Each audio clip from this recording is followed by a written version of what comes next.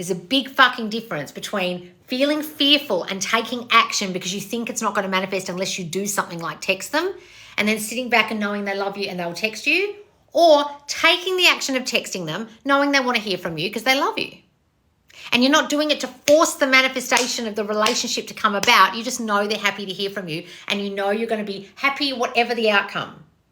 Either you decide what the outcome is going to be in your mind, or whatever the outcome is, you're not going to be thrown and triggered. And that's the problem. And that's why so many of you ask, can I take action? I want to take action. What action can I take? Because you don't trust yourself to not take action because you're so reactionary and you're constantly used to taking action in 3D, like sitting down, talking to someone, asking where is our relationship going, or what do I mean to you, or why don't you text me, or setting a boundary, and all this complete bullshit that comes out your mouth that you think is going to push things along and help things. How many times have you had a conversation where you said, where's this going, what are we, and then you split up, or you set a boundary and then eventually you split up? How'd that fucking work for you? How's that working for you, as Dr. Phil would say? It doesn't fucking work, guys, because what you're doing is saying, you're not giving me what I want. Can you give me what I want? You're in the assumption that they're not giving you what you want.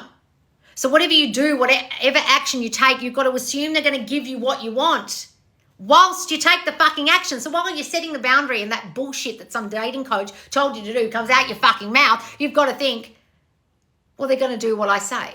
They're going to want what I want. However, setting a boundary, you wouldn't even need to do that if you decided they didn't overstep your fucking boundaries and they respected you and they loved you. You wouldn't even have the need to set a boundary. You just got to understand that.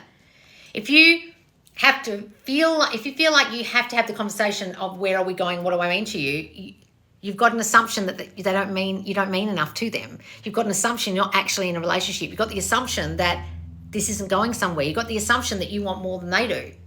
Think about what assumption is in the action you're taking. If you text them, aren't you assuming they're not going to text you?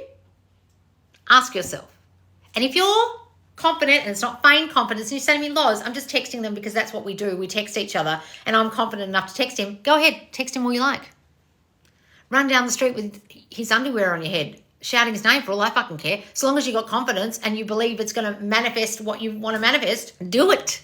But 99.9% of you come in here asking me, should I take action? Think about that logically. If you're asking me, the answer is fuck no. Because you asked. If you felt confident, if you were in the knowing state, if you knew they loved you, wanted you, if you knew that no matter what you did, you wouldn't fuck it up, you wouldn't even fucking ask me. So you're not feeling confident, you're feeling insecure about taking the action, you're not sure about taking the action, you're not sure, you're not secure, you're not confident. No, don't take action then. But if you're feeling confident and you know what the outcome's going to be, or you know that you won't flip out if the outcome's bad, then take all the fucking action you like and hope and pray that it works out for you. Because I don't really believe in taking a lot of action, but if you want to take it, go ahead. And I do sometimes, and sometimes it fucks me up. And then I've got to own that. Oh, well, I shouldn't have done that, should I?